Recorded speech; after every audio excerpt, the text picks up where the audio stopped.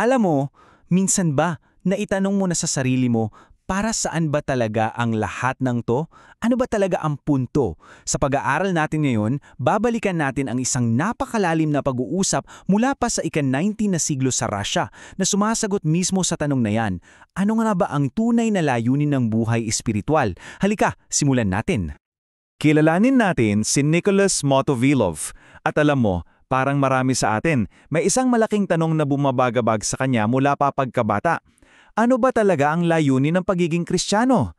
Nagtanong siya sa maraming pari at clergy, pero sa totoo lang, yung mga sagot nila parang hindi tumatago sa puso niya. May kulang. At ang paghahanap niya, dinala siya sa isang napaka-espesyal na tao. Isang ermitanyo sa gitna ng kagubatan, si San Serapim ng Sarov. Isipin mo yun sa gitna ng niebe, doon niya sa wakas matatagpuan yung sagot na hinahanap niya. Isang sagot na babago sa lahat ng pananaw niya. Dito na nagiba ang lahat.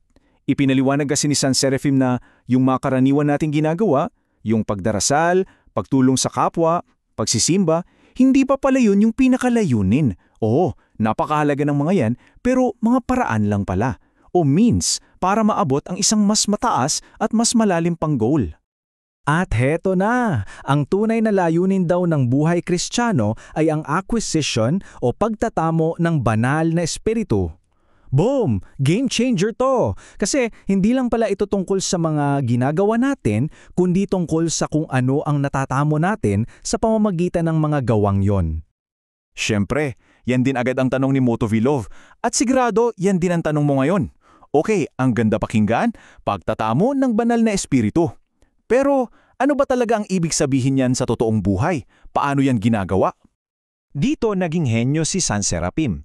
Para ipaintindi ang isang konsepto na napaka-espiritual, gumamit siya ng isang analohiya na maiintindihan ng kahit sino, ang mundo ng pagnenegosyo. Isipin mo raw ang biyaya ng banal na espiritu na parang spiritual capital, parang puhunan o pera. At tulad ng pera, hindi yan basta-basta dumarating. Kailangan mong pagtrabahuhan, ipunin at palaguin. Ito ay isang yaman na pangwalang hanggang. So kung ang biyaya ay capital, ano ngayon ang negosyo natin? Ang buhay natin. Ang buhay daw natin ay parang isang palengke. At yung mga mabubuting gawa natin, yan yung mga paninda o produkto. Ngayon, bilang isang matalinong negosyante, saan ka mag-i-invest? Siyempre, doon sa mga gawang magbibigay sa iyo ng pinakamalaking tubo, pinakamalaking biyaya. Magandang halimbawa nito yung talinghaga ng 10 dalaga. Tandaan nyo, yung 5 mangmang na dalaga, may mga ilawan din sila. May good deeds din sila. Pero anong kulang? Langis. Yun mismo yung biyaya ng banal na espiritu na hindi nila naipon mula sa mga ginawa nila. Sayang, di ba? Ngayon, para kay Motovilov, maganda yung mga paliwanag, malinaw yung mga analohiya, pero kulang pa rin. Alam mo yun, gusto niya ng pruweba. Hindi lang teorya, kundi isang tunay na patunay na totoo ang lahat ng ito. At dito na talaga tumagos yung tanong niya. Sabi niya, ang mabubuting gawa po, nakikita.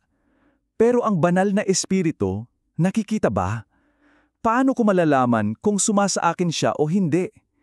Hindi na to tanong ng isip lang Tanong na to ng pusong naghahanap ng karanasan. At ang sagot ni San Serapim, hindi na isang paliwanag. Ito ay isang imbitasyon. Sabi niya, anak, nasa espiritu na tayo ng Diyos ngayon. Bakit hindi mo ako tinitingnan?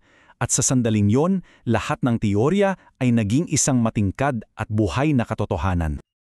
At yung mga sumunod na nangyari, halos imposible ng isalaysay, kaya pakinggan natin mismo mula kay Motovilov kung ano yung nakita at naramdaman niya. Isang karanasang babago sa kanya habang buhay.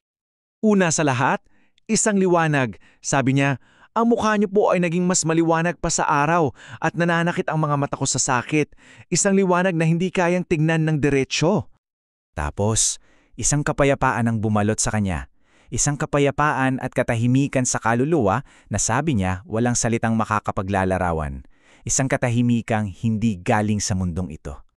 Kasunod doon, may naramdaman siyang pambihirang katamisan. Parang may bumaha sa puso nila at pisikal na dumaloy sa buong katawan nila. Isipin mo yung pakiramdam na yun. At syempre, isang pambihirang kagalakan, isang saya na bumalot sa buong puso niya.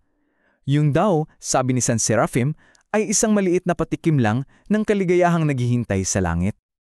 At heto yung pinakakangahanga sa lahat. Sa gitna ng nagyeyelong gubat, may naramdaman silang matinding init, parang nasa loob daw sila ng isang bathhouse. Pero ang nakapagtataka, yung snow na bumabagsak sa kanila, hindi natutunaw. Isang init na nanggagaling sa loob. Wow, di ba? Isang napakatinding karanasan. Pero heto ang mahalaga. Hindi ito kwento lang para kay Motovilov.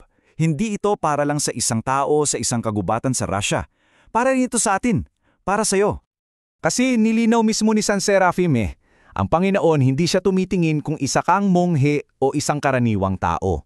Ang hinahanap niya, isang pusong puno nag-uumapaw sa pagmamahal sa Diyos at sa kapwa.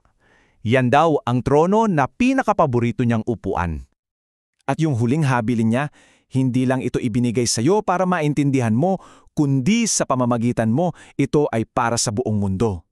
Kaya ibabalik ko sa'yo ang tanong, kung totoo nga ang pagtatamo ng spirito ay hindi lang pala isang konsepto sa libro, kundi isang bagay na posibleng maranasan, paano nito babaguhin ang pagtingin mo sa sarili mong buhay espiritual?